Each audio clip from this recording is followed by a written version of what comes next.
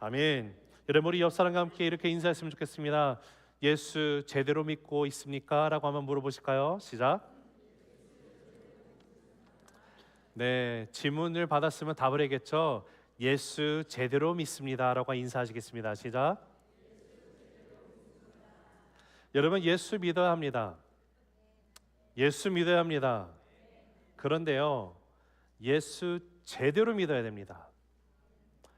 예수를 제대로 믿는다는 것이 무엇일까? 우리가 오늘 함께 생각해 볼 수 있으면 좋겠습니다. 물론 예수님을 제대로 믿는 것이 무엇인지 우리가 어떤 공식을 통해서 설명할 수 있는 것은 아니지만, 예수를 제대로 믿고 있다라는 것을 알 수 있는, 확실히 알 수 있는 길은 분명히 주어져 있습니다. 우리 화면을 통해서 한번 그 답을 찾아보실까요? 시작. 내가 예수를 제대로 믿고 있는지 확실히 알 수 있는 길은 내 삶 가운데 맺히는 열매를 보면 알 수 있습니다. 한 번 더 있습니다. 시작. 내가 예수를 제대로 믿고 있는지 확실히 알 수 있는 길은 내 삶 가운데 맺히는 열매를 보면 알 수 있습니다. 여러분, 제대로 믿으면 열매를 맺을 수밖에 없습니다. 우리는 나무로 그 나무가 어떤 나무인지를 알 수 있어요. 사과 나무에는 사과만 열립니다. 포도가 나무인가요? 포도나무에는 포도만 열립니다. 배나무에는 배만 열려요. 그러듯이 우리가 정말로 예수님을 믿는다고 하면 우리의 삶 가운데는 믿음의 열매가 맺힐 수밖에 없습니다. 이것을 예수님께서 마태복음 12장 33절에 이렇게 얘기하시는데 같이 읽어봅니다. 시작. 나무도 좋고 열매도 좋다 하든지 나무도 좋지 않고 열매도 좋지 않다 하든지 하라. 그 열매로 나무를 아느니라. 여러분, 사과나무의 사과가 배나무의 배가 열리듯이 제대로 예수 믿으면 그 제대로 예수를 믿는 삶 가운데는 분명히 반드시 열매가 맺힌다라는 사실입니다. 여러분, 예수를 믿는 것보다 중요한 일은 이 땅 가운데 존재하지 않습니다. 그런데 예수를 잘 믿어야 합니다. 예수를 제대로 믿어야만 합니다. 오늘 우리가 함께 살펴보게 되는 이 사도행전 9장을 보면 이제 사울을 우리가 보게 되는데요, 사울이 7장 후반절에 나와 잠깐 언급이 되었었고 다시 사울을 보게 됩니다. 그리고 사도행전이 앞으로 9장부터 28장까지 모든 내용은 사울이 이제 사도 바울이 되며 바울을 중심적으로 이루어지는 모든 사건들을 우리가 보게 되게 되는데요, 사울도 믿음이 있는 사람이었어요. 주변에 있는 다른 사람들은 따라올 수 없을 정도로 정말로 대단한 믿음에 열심히 있는 사람이 사울이었음을 우리가 압니다. 그런데 지금 사울의 이 열정이, 사울의 믿음이요, 자신의 믿음이 허용되지 않는 사람들이 눈에 밟히기 시작을 했습니다. 지금 이들이 누군가 하면 예수님이 메시아다, 예수님이 죽었는데 부활하셨다, 예수님이 하나님의 아들이시다라고 외치며 예수를 믿고 나가는 예수쟁이들, 예수님을 믿는 크리스찬이라는 사람들, 이 사람들을 잡아다가 감옥에 넣기도 하고 때로는 또 그 생명을 앗아가는 일에 정말 그의 믿음을 사용하고 나가고 있었음을 보게 됩니다. 여러분, 그 대표적인 장면이 우리가 살펴봤던 사도행전 7장의 사건이죠. 스데반 집사가 순교를 당하게 됩니다. 첫 번째 순교였습니다. 스데반 집사가 예수를 믿는다는 이유로 예루살렘 교회 가운데 존중받는 7 지사 중에 한 명으로 택함받고 그렇게 세워지고 그렇게 섬기고 나가는 이유로 스데반을 잡아가지고 추궁하고 추문을 하고 이를 죽이게 되는데요, 이 상황 가운데 유대교에 빠져있는 이 유태인들이 사울에게 이 사람을 돌로 쳐도 됩니까 안 됩니까? 허락을 받기 위해서 그들이 했던 행위가, 제스처가 뭐라고 말씀드렸습니까? 그들이 겉옷을 벗어서 접어서 사도 바울의 발 앞에, 사울의 발 앞에 놓고 나갔다. 여러분, 그 발 앞에 무엇인가 놓는다라는 것은요, 그 당시에 이 사람이, 다시 말씀드리지만, 어떤 그 리더십의 자리에 있음을 뜻합니다. 다시 설명드리면 초대교회 성도들이 자신의 재산을 팔아서 누구의 발 앞에 이건 놓았다라고 성경이 기록하고 있어요? 사도들의 발 앞에. 왜 그렇습니까? 사도들이 하나님께서 예수님이 세우신 그 교회 가운데 그 리더십의 리더로서 주님이 두셨기 때문에 그들의 리더십을 그들이 인정하고 발 앞에 두고 나갔다는 표현이에요. 사울이 그런 사람이었어요. 그리고 사울이 쳐 죽여도 돼 라는 명령이 떨어지자 돌을 집어가지고 던집니다. 그래서 스데반이 죽게 되었어요.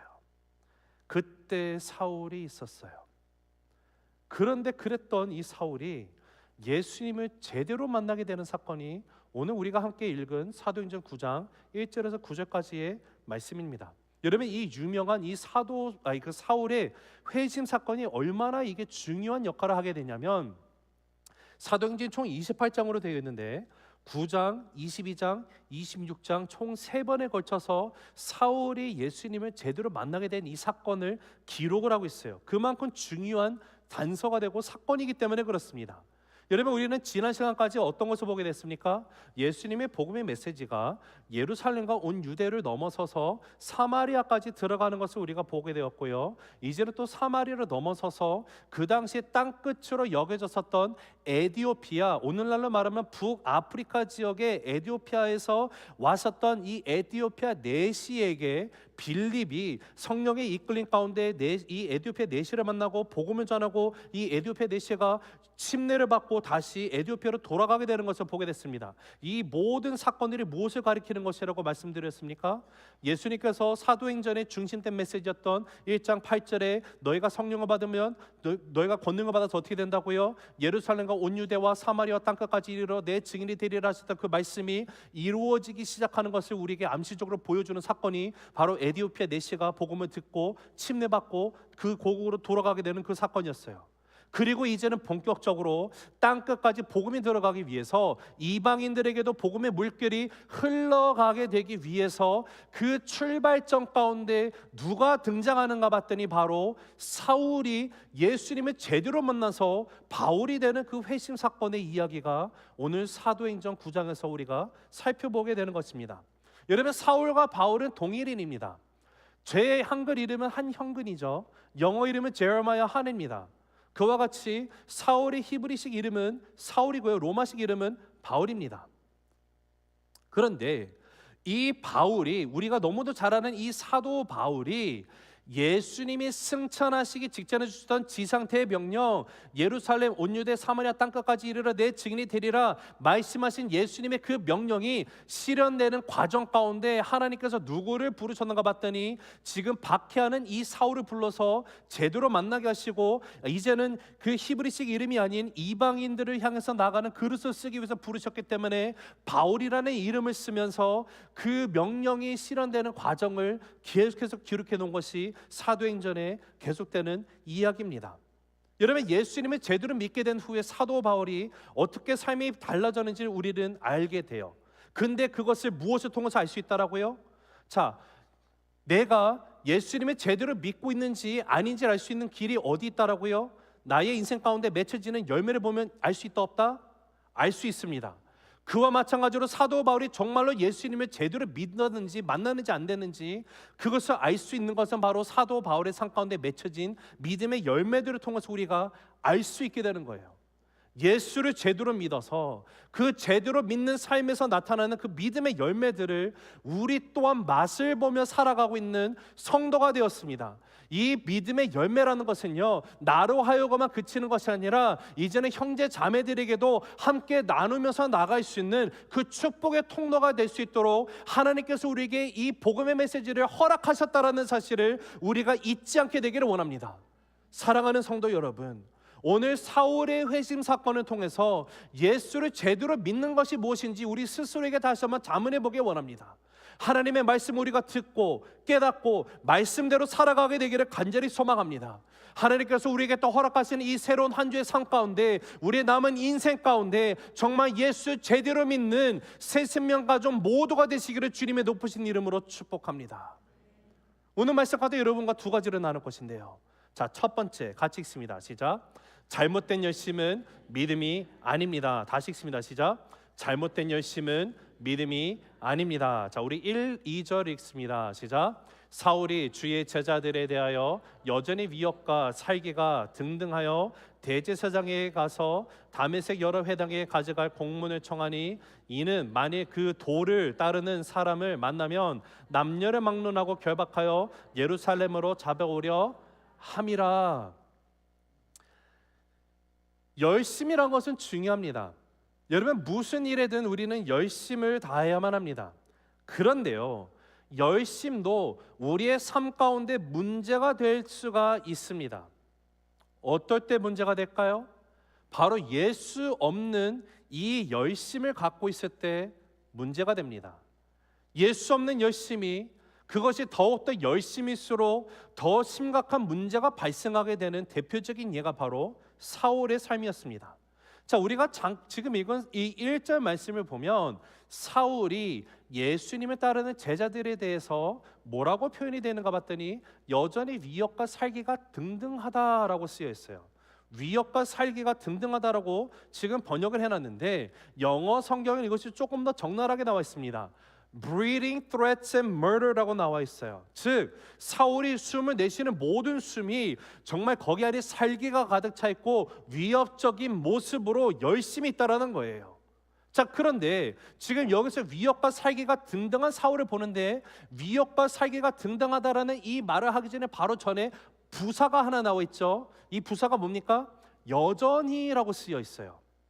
즉 사울이 지금만 이렇게 막 화가 나 있고 막 열정이 있고 막 죽이려는 살기가 등등한 그런 막 숨을 내쉬는 것 같은 것이 지금만의 문제가 아니라 이전에도 그랬다는 것을 암시해주고 있습니다.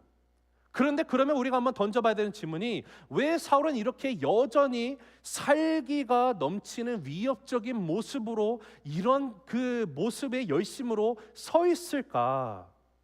사울의 입장에서 우리가 묵상하지 않으면 그것은 우리가 이해를 못할 것이에요. 여러분, 제가 사울의 입장이 되어보려고 노력을 해봤어요. 왜 사울은 여전히 이렇게 있을까? 여러분, 그 사도행전 7장에 스데반이 첫 번째 순교자가 되면서 돌에 맞아 죽게 되었잖아요. 그때 누가 있었다라고요? 사울이 있었습니다. 그 장면을 묵상을 해봤는데 사울이 이래서 그랬는가 보다라는 생각을 하게 되더라고요. 여러분, 스데반이 죽었는데 사울이 스데반이 죽게 되는 모습을 보고 더욱더 철저히 이 예수 따른 사람들 다 잡아 죽여야 되라는 결단을 했던 것 같아요. 왜냐하면 저 예수 믿는 사람 진짜 독종이다. 아니 지금 죽게 생겼는데 어떻게 저렇게 당당할 수 있지? 지금 돌을 던지는 사람들을 위해서 지금 용서 기도하고 있는 이게 말이 돼? 저거 사람이야? 저거 미칠 대로 진짜 미쳤구만. 이거 가만 놔두면 안 돼. 왜냐하면 예수를 따르는 자 가만 놔두면 분명히 유대인들의 신앙에 걸림돌이 되고 말까요? 유대인들, 내 형제들에게 신앙에 혼탁하게 만드는 역할을 하는 이 세력이 더 커지기 전에 내가 가서 싹을 잘라버려야 돼. 뿌리째 뽑아버리지 않으면 더 큰 화근이 될 거야. 이런 결단을 한 것 같아요. 그래서 스데반이 죽은 이후에 더더욱 열심히 교회를 핍박하기 시작했다고 분명히 사도행전 8장 1절에 기록이 되어 있고요. 그것이 더 나아가서 이제는 예루살렘의 대제사장을 찾아갔음을 우리가 보게 됩니다. 자, 근데 대제사장을 찾아가서 무슨 일을 왜 찾아갔는가 봤더니 지금 다메섹에 예수를 따르는 사람들을 잡아서 예루살렘에 데리고 올 수 있도록 호송해 올 수 있도록 나에게 허락할 수 있는 이 공문 하나 좀 떼어달라고 하는 거예요. 대제사장의 제가를 기다리고 갔어요. 자, 근데 여러분, 그러면 이 다메섹이라는 곳은 왜 어딘지 한번 생각해 봐야겠죠. 그리고 또 한번 질문해 봐야 되는 것이 왜 사울이 굳이 다메섹에 가려고 했을까? 다른 지역도 많은데 여러분, 사마리아라는 곳은 사울이 갈 생각을 안 했을 것입니다. 그 이유가 어디 있다라고요? 그 당시 유대인과 사마리아인들의 사이가 어때요? 원수지간이죠. 유대인들은 결단코 사마리아 땅에 발을 들일 일이 없습니다. 그러하기 때문에 사울이 아무리 그 예수를 믿는 사람이 그 교회 안에 있어서 예수를 따른다 할지라도 그들도 유대인들이었거든요. 그러니 당연히 생각했을 때는 사마리아는 아마 제꼈을 것 같아요. 제 생각에. 그러면 사울이 지금 예수를 잡는 사람들, 다른 사람들 찾으려면 그래도 많이 모인 곳을 가야 될 텐데 그 당시에 예루살렘만큼 유대인들이 많은 곳이 어딘가 보면 다메섹이었어요. 다메섹에 정확하게 몇 명 있는지는 알 수는 없지만 약 4만 명이 살았다고 추론할 수 있습니다. 그리고 그런 역사적인 근거 가운데 알 수 있는 것이 로마의 정말 미치광이 왕이었죠. 네로가 황제가 되었을 때 1만 명의 유대인들을 학살하는 사건이 어디서 일어나는가 보면 역사적으로 다메섹에서 일어나요. 여러분, 이 다메섹이라는 것은 시리아의 수도 다마스쿠스죠. 거기에 히브리식인 발음이 다메섹입니다. 여러분이 지금 보시는 지도를 보면 동그라미가 예루살렘이고 마른 목골이 다메섹입니다.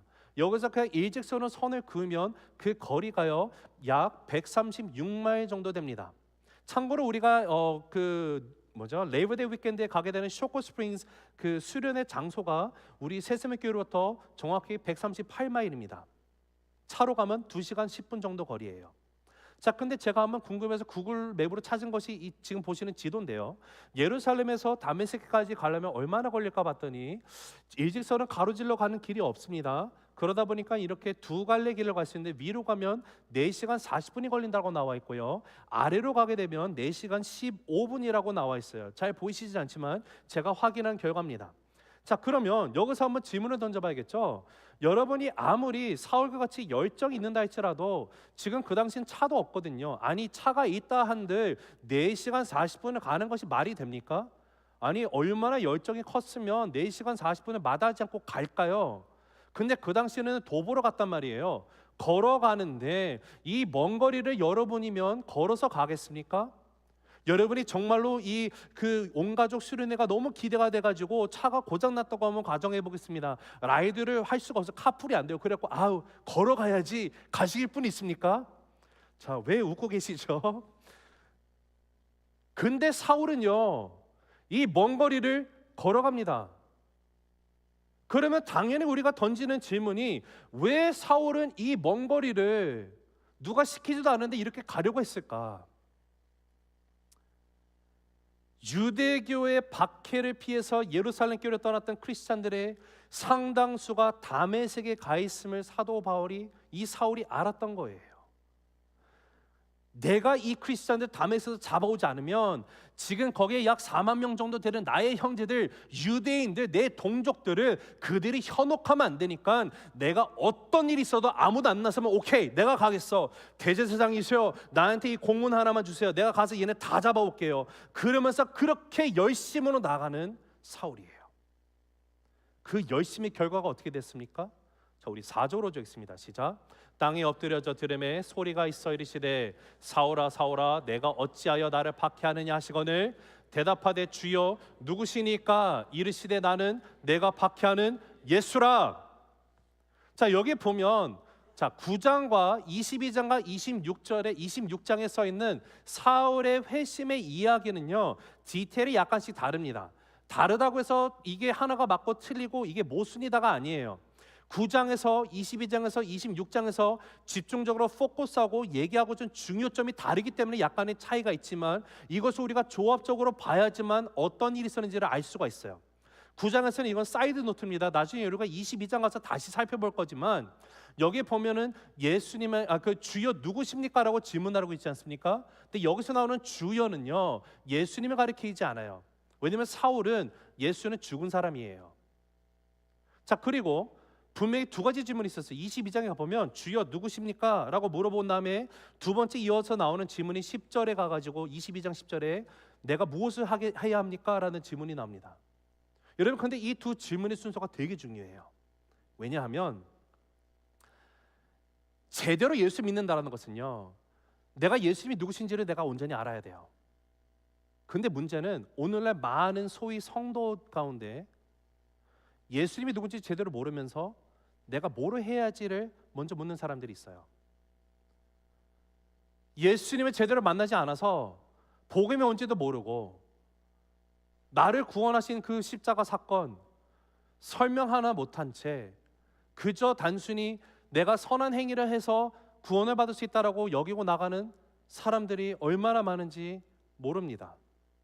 그 이유는요 예수님 만나지 않은 채 내가 교회에서 어떻게 교회 생활을 하는지를 먼저 배웠기 때문에 그래요. 부작용이에요. 종교 생활을 하는 거예요. 사랑하는 성도 여러분, 중요한 것은 예수님을 제대로 만나야 돼요. 예수님 제대로 믿으셔야 돼요. 예수님을 내가 먼저 제대로 만나야 그 이후에 내가 하는 모든 것이 옳은 의미가 주어져요. 자, 근데 그거는 나중에 또 우리가 함께 나누도록 하고요. 지금 오늘 여기서 보면 사울의 잘못된 열심으로 인해서 그 열심이 낳은 결과가 뭐라고 써 있어요? 예수를 핍박하게 되었다라고 쓰여 있어요. 자, 근데 사울의 입장에서는요 이게 말이 안 되는 거거든요. 왜냐하면 예수님은 어떤 사람이라고요? 이미 십자가에 죽어서 있어요 없어요? 죽은 자예요. 그런데 열심히 교회를 핍박하고 나아갔는데 그 열심히 예수를 핍박했다는 사실을 지금 다메섹 도상에서 큰 빛이 호련히 나타나며 알게 되는 거예요. 9장에 나와 있지 않지만 22장과 26장에 보면은요, 지금 다메섹 도상에 가까이 갔을 때 무렵의 시간이 언젠가 보면 성경에 정오라고 써 있어요. 12시라고 나와 있어요. 12시에 가면 여러분 땡볕, 그 사막의 햇빛이 얼마나 세겠습니까? 근데 햇볕보다 더 강한 빛을 그가 보게 된 거예요. 여러분 지금 이 사울이 어떤 사람이에요? 유대인이에요. 바리새인이에요. 율법을 너무도 잘 알아요. 그 율법을 너무도 잘 아는 이 사울의 입장에서 그런 호련히 큰 빛이 일어나는 임하는 사건은요, 하나님께서 어떤 계시를 주기 위해서 여호와의 사자를 보내시든지 주님의 임재가 나타나지 않으면 그런 빛이 임할 수가 없어요. 그러다 보니까 그것을 너무도 잘 아는 사울이다 보니까 사울을 비롯한 옆에 동료들이 있었거든요. 이들이 빛을 보자마자 햇볕보다 태양보다 더 큰 그 큰 빛을 보자마자 그들이 하는 반응이요, 엎드러지는 거예요. 그러면서 묻는 것이 주여 누구십니까예요. 근데 지금 사울의 열심이 교회를 박해하고 어렵게 하는 결과를 가져왔다는 사실을 지금 말씀하세요. 사울의 이 잘못된 열심이 주님의 마음을 아프게 하는 것이었다는 거예요. 여러분 다시 말씀드리지만 열심 자체가 잘못이 아니에요. 열심은 열심의 방향이 중요합니다. 내가 열심히 누군가를 미워하면은요, 서로에게 상처만 남습니다. 내가 열심히 다른 사람 욕하면요, 그 공동체 분열됩니다. 내가 열심히 뒤에서 막 소문 만들어내고요, 세상적인 표현을 뒷담화를 계속 까고 있잖아요. 그러면 내면에 서로 상처 주고 힘들고 어렵게만 돼요. 좋은 게 나올 수가 없어요. 여러분 열심은 분명히 중요한 거지만 잘못된 방향을 가지고 열심히 신앙생활을 하면 오히려 그로 인해서 내 주변의 사람들이, 성도들이 상처받고 떠나게 되는 거예요. 나는 어떤 열심으로 오늘날 신앙의 여정 가운데 임하고 있습니까? 우리 스스로에게 던져봐야 되는 중요한 질문이에요. 왜냐하면 예수 잘 믿어야 되거든요. 여러분 사울은 어떤 열심이 있었는지 그의 서신을 통해서 보면 로마서 10장과 우리 갈라디아서 1장 볼 텐데, 우리 한번 로마서 10장 먼저 보겠습니다. 시작. 형제들아, 내 마음에 원하는 바와 하나님께 구하는 바는 이스라엘을 위함이니 곧 그들로 구원을 받게 함이라. 내가 증언하노니 그들이 하나님께 열심히 있으나 올바른 지식을 따르는 것이 아니니라. 이 하나님의 의를 모르고 자기의 의를 세우려고 힘써 하나님의 의에 복종하지 아니하였느니라. 여러분 로마서에서 사도 바울은 자신의 민족 이스라엘을 얼마나 사랑했는지를 표현합니다. 그리고 자신의 민족 유대인들이 구원에 이르기를 너무도 소망을 했어요. 그러했기 때문에 사도 바울이 열심을 냈는데 어떤 열심을 냈는지를 지금 얘기해 주는 거예요. 하나님의 의에 복종하지 않는 열심입니다. 힘써서 자기 의를 세우기 위한 열심에 최선을 다해 나갔다라고 이야기하는 것이에요. 이것이 지금 내 형제들 유대인들의 모습이라는 거예요. 예수를 모르기 때문에 이런 잘못된 열심으로 살아가고 이것이 믿음이라고 착각하고 있다는 거예요. 이것을 사도 바울이 어떻게 할 수 있습니까? 자신이 개인 경험이기 때문에 그래요. 그 경험담을 갈라디아서 1장 14절에 이렇게 얘기하더라고요. 읽습니다. 시작. 내가 내 동족 가운데 나와 나이가 같은 또래의 많은 사람들보다 유대교를 믿는 데 앞장섰으며 내 조상들의 전통에 대해서도 매우 열성적이었습니다. 내가 이렇게 살아갔다라는 거예요. 다메섹에서 예수님을 만나기 전까지는요, 내 의를 세우기 위해서 힘써 열심히 최선을 다해 나갔던 사람인데, 여러분 사울과 바울은 다시 말씀드립니다, 같은 인물이에요. 한 사람이에요. 그런데 분명히 사울과 바울은 다른 사람에 여겨져요. 왜 이 둘이 다르게 느껴질까요? 이 두 사람 사이에 분명한 차이가 있기 때문에 그래요. 그러나 사울도 바울도 열심은 동일했습니다. 사울이 예수님을 제대로 만나고 난 후에도 분명히 열심으로 살아갔어요. 그 누구도 따라올 수 없는 열심이 있었어요. 그러나 다른 점이 무엇인가 보면 열심의 방향이 바뀌어 있어요. 사울이 때는 자신의 의를 세우기 위해서 율법을 붙잡고 법을 외치며 예수 만나 예수 따른 사람들 잡아다가 감옥에 넣고 그 사람들을 법으로 말하면서 돌에 쳐 죽이는 일에 앞장서면서 눈 깜짝하지 않던 사람이었는데, 그가 다메섹에서 예수를 제대로 만나게 되니까요, 믿음의 삶을 시작하게 되면서 그의 삶이 변화가 되기 시작을 했어요. 이전에는 율법의 종교적인 신앙의 삶의 모습을 나갔는데 예수님을 진짜 만나고 나니까 이제는 예수님 앞에 내가 주의 자녀가 된 그 관계적인 모습으로 나가게 되는 거예요. 교제를 하고 나가요. 삶의 이유를 제대로 깨닫게 돼요. 그러면서 사도 바울이 외치게 됐던 그 고백이 바로 고린도전서 13장에 나와 있는 사랑이에요. 우리 한번 같이 읽어봅니다. 시작. 내가 사람의 방언과 천사의 말을 할지라도 사랑이 없으면 소리나는 구리와 울리는 꽹과리가 되고, 내가 예언하는 능력이 있어 모든 비밀과 모든 지식을 알고 또 산을 옮길 만한 모든 믿음이 있을지라도 사랑이 없으면 내가 아무것도 아니요, 내가 내게 있는 모든 것으로 구제하고 내 몸을 불사르게 내줄지라도 사랑이 없으면 내게 아무 유익이 없느니라. 여기서 바울이 계속해서 고백하는 반복되는 단어가 뭡니까? 사랑이 없으면, 사랑이 없으면, 사랑이 없으면이라고 말해요. If I don't have love, everything is nothing, everything is in vain 이라고 말하는 거잖아요. 아무리 열심히 가지고 하나님을 섬기더라도 사랑이 없으면 아무것도 아니다. 아무리 힘써서 내가 최선을 다해 주의 영광 위에 살아간다 할지라도 사랑이 없으면 아무것도 아니다. 분명히 선포하고 있어요. 율법에서 사랑으로 그의 삶의 방향이 바뀐 후에 사람을 죽이던 그의 열심이 사람을 살리는 열심으로 변화가 되어집니다. 여러분, 열심의 방향이 중요한 거예요. 사도 바울은 그 열심으로 예루살렘과 온 유대와 사마리아와 땅끝까지 아시아 유럽까지 그 사랑의 복음을 선포하며 나아가는 사람으로 변하게 됐어요. 언제? 예수를 제대로 믿게 되었을 때. 그가 어디까지 그렇게 살아갔습니까? 사도행전 20장 24절에 이렇게 고백합니다. 시작. 내가 달려갈 때가 주 예수께 받은 사명 곧 하나님이 은혜의 복음을 증언하는 일을 마치려 하면은 나의 생명조차 조금도 귀한 것으로 여기지 아니하노라. 저기 오타가 있네요. 내가 달려갈 길과 합니다. 내가 달려갈 길과 주 예수께 받은 사명 곧 그 하나님의 은혜의 복음을 증언하는 일을 마치려 하면은 나의 생명을 어떻게 한다고요? 조금도 귀하게 여기지 않겠다. 여러분, 바울은요 사울이 있을 때 갖고 있는 열심 그대로예요. 열심히 변한 것이 아니에요. 죽는 순간까지 변함없이 그 열심을 가지고 복음을 나눠지는 삶을 살아갔어요. 열심의 방향이 중요합니다. 제대로 믿는 열심의 방향은 무엇일까요?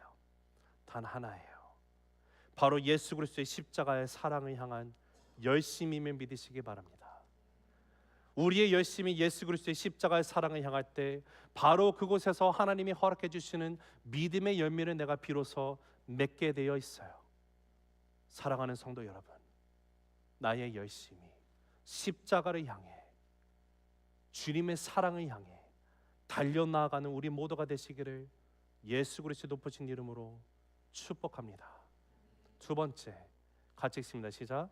내 삶의 모든 것이 하나님의 은혜입니다. 한 번 더 읽습니다. 시작. 내 삶의 모든 것이 하나님의 은혜입니다. 자, 우리 3절 읽으실까요? 시작. 사울이 길을 가다가 다메섹에 가까이 이르더니 호련히 하늘로부터 빛이 그를 둘러 비추는지라. 자, 여기 호련히에 해당하는 그 헬라 단어를 보면은요, 엑사이프네스라는 단어가 써 있습니다.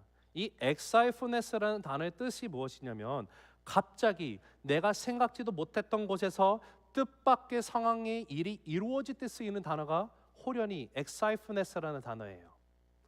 즉 지금 사울이 예수님을 제대로 만나게 된 이 사건은요, 사울이 지금까지 해왔던 열심과는 전혀 상관이 없는 일임을 얘기해주고 있는 거예요. 하나님의 주권에 의해서 지금 사울이 예수님을 만나 구원에 이르게 됐다는 것을 확실하게 우리에게 알려주는 중요한 단어가 이 엑사이프네스, 호련히라는 단어의 뜻이에요.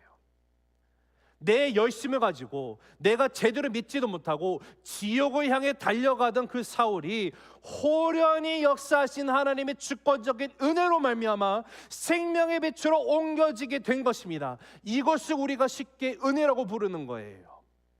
여러분, 은혜는 우리가 받을 자격이 없음에도 불구하고 주어지는 것이에요. 여러분, 사울이 어떤 자격이 있었겠어요? 예수를 믿는 사람들 잡아다가 감옥에 넣고 있어요. 죽이고 있습니다. 얼마나 혈안이 되었는지 다메섹까지 가가지고 거기 도망간 유대인들 잡아오겠다고 합니다. 여러분, 이 예수님의 입장에서, 아니 사람의 입장에서 보면 이게 말이나 됩니까? 원수인데. 근데 하나님은요, 하나님의 생각과 계획과 뜻이 다르다는 것을 우리가 보게 돼요. 하나님의 그런 사울도 사랑하시는 하나님이라는 거예요. 하나님은 그런 사울도 잘못된 헛된 방향으로 잘못된 열심을 살아가고 있는 이 사울에게도 그가 뭐를 잘해서 만나준 것이 아니라 호련히 은혜로 만나주셨어요. 그 하나님이 오늘 저희 하나님이에요. 그 하나님이 오늘 여러분의 하나님이십니까? 여러분, 신앙생활 가운데 가장 중요한 단어가 뭔가 생각해보면 은혜라는 단어예요. 왜냐하면 은혜가 없으면 아무것도 할 수 없기 때문에 그래요. 은혜가 없다면 오늘 우리가 이 자리에 모여서 예배를 드릴 수도 없습니다. 은혜가 없으면 우리가 밤에 잠을 잘 수도 없어요. 은혜가 없으면 밥을 먹을 수도 없고요, 일을 할 수도 없어요. 내 삶의 모든 것이 하나님의 은혜로 된 것임을 성경은 분명히 선언하고 있습니다. 에베소서 2장 8절을 읽어보실까요? 시작. 너희는 그 은혜에 의하여 믿음으로 말미암아 구원을 받았으니 이것은 너희에게서 난 것이 아니요 하나님의 선물이라. 여러분, 은혜는 하나님의 선물이에요. 여러분, 신앙생활은 내가 무엇을 했기 때문에 이루어지는 건 아니에요. 여러분, 제대로 믿는 사람들은요, 내가 이렇게 했는데 말하지 못합니다. 제대로 믿는 사람들은요, 내가 열심히 신앙생활을 한다라고 자랑 못해요. 제대로 믿는 사람은요, 내가 교회에서 봉사한다라고 광고하지 않아요. 제대로 믿는 사람은요, 내가 헌금했다라고 말하지 않아요. 제대로 믿는 사람은요, 내가 선교 간다라고 내세우지 않아요. 제대로 믿는 사람은요, 내가 무엇에 열심히 봉사하고 예배도 빠지지 않았다라고 말할 수 없어요. 여러분, 이런 식으로 얘기하지 않습니다. 왜냐하면 우리의 구원도 나의 신앙의 삶도 다 자격이 없는 나에게 주신 하나님의 은혜임을 알기 때문에 그래요. 예수 제대로 믿으셔야 돼요. 예수 제대로 믿는 사람은요, 내세울 수 있는 것이 아무것도 없어요. 오직 주님 앞에 나에게 이 은혜로 주신 그 하나님의 사랑, 그 구원, 감사를 드릴 수밖에 없는 것이에요. 내가 이 은혜를 알면 나의 삶 가운데 나타나는 정말 당연한 열매의 모습이 바로 감사예요. 예수 제대로 믿는 사람이 입술에서는 감사밖에 안 나와요. 내가 예수 제대로 안 믿으니까 입술이 불평 나오는 거예요. 내가 예수 제대로 모르니까 계속해서 매사가 부정불평이에요. 음담패설이에요. 여러분, 다 잘 생각해야 돼요. 예수님 제대로 믿으셔야 돼요. 내가 아무것도 하지 않았는데 나에게 거저 주신 그것에 너무너무 감동하고 감격하여서 내 삶에 내가 고백할 수 있는 것은 감사밖에 남지 않는 열매가 예수 제대로 믿는 인생이에요. 은혜를 모르면 나타나는 모습이 원망, 불평, 불만이에요. 사랑하는 성도 여러분, 우리가 예수 제대로 믿으려면 은혜를 알아야 돼요. 자격 없는 내가 오늘 이 자리에서 예배드리고 있다는 사실에 그 은혜를 알아야 돼요. 하나님이 아니셨다면, 하나님이 나에게 주신 은혜가 아니라면 나의 가정, 나의 자녀, 남편, 아내, 부모, 내가 누리고 있는 건강, 나에게 있을 수 없다라는 사실을 알고 그 은혜로 주어진 것에 감격하며 감사로 나갈 수 있는 그 믿음, 여러분, 이것이 예수 제대로 믿는 거예요. 은혜가 없으면 우리는 살아갈 수 없어요. 우리의 구원도 우리의 신앙의 삶도 다 하나님의 은혜로 주어진 거예요. 은혜를 알아야 제대로 열매를 맺을 수 있어요. 내 삶의 모든 것이 다 하나님의 은혜임을 알 때 우리의 삶은 믿음의 열매를 맺게 됩니다. 주님의 은혜를 알고 제대로 믿을 수 있는 우리 새생명교회 모든 가족 여러분 되시기를 간절히 높으신 예수 그리스도의 이름으로 기도드립니다. 말씀을 맺습니다. 사랑하는 우리 새 생명 가족 여러분, 우리 예수 믿어야 돼요. 근데 여러분 예수 잘 믿으셔야 돼요. 예수 제대로 믿으셔야 돼요. 그러기 위해서는 우리 열심히 믿는 것 좋지만 그 열심의 방향이 다른 것이 아닌 십자가 주님의 사랑을 향한 그곳으로 나가야 되는 줄로 믿습니다. 나 같은 죄인도 살려주신 하나님의 그 사랑, 내가 먼저 받은 자 되었기 때문에 이제는 그 사랑을 전하는 자가 되는 거예요. 십자가 사랑으로 형제 자매들을 사랑하고 용서하게 되는 거예요. 다른 사람의 어떤 흠이 보입니까? 이것을 들춰내는 것이 아니라 나 같은 죄인도 용서해 주신 하나님이 이미 그 형제 자매 상대방의 그 흠을 위해서도 십자가에서 못 박히고 모든 죄값을 치러 주셨기 때문에 그 흠이 보이지 않게 되는 거예요. 그것이 예수 제대로 믿는 사람의 모습이에요. 그것이 예수님 제대로 믿는 사람의 상가운데 맺히는 믿음의 열매예요. 우리가 서로에게 죄진 자를 사하여 준 것 같이 우리 죄를 사하여 주시옵소서. 내가 죄를 사해 주기 전에 이미 나의 죄를 용서해 주신 하나님이 그 은혜가 나의 삶 가운데 있는 것을 깨닫게 되니까 내 입술이 불평불만이 나오지 않게 돼요. 오히려 감사함으로 그 형제를 자매를 위해서 기도하는 인생이 돼요. 이것이 복음에서 변화되는 우리 삶의 능력이라는 것이에요. 여러분, 우리의 삶이 다 하나님의 은혜임을 믿으시기 바랍니다. 여러분, 예수님께서 비유를 말씀하셨죠. 주인이 일꾼들을 부릅니다. 이른 아침에, 낮에도, 3시에도, 5시에도 불러요. 다 일을 한 다음에 주인이 그 모든 품꾼들 불러가지고 5시 와서 1시간 일한 이 품꾼에게 돈을 주는데 어찌나 된 것이 데나리온을 줘요.